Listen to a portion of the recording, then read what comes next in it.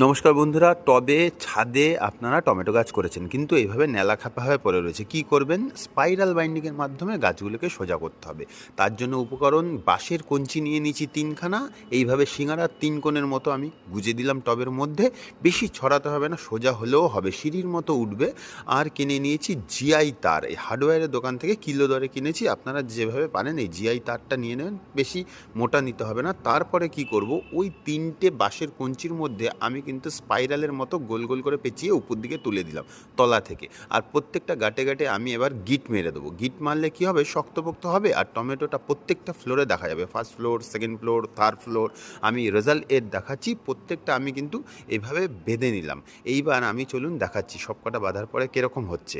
তো এই দেখুন সবকটা, এটা একটা ব্ল্যাক টমেটো বেঁধে দিয়েছি, তারপরে পরপর চেরি টমেটো আছে, নর্মাল অভিনেস 2 টমেটো আছে। এইভাবে কিন্তু দেখুন এই যে ফলন হয়ে গেছে। ধন্যবাদ সবাইকে।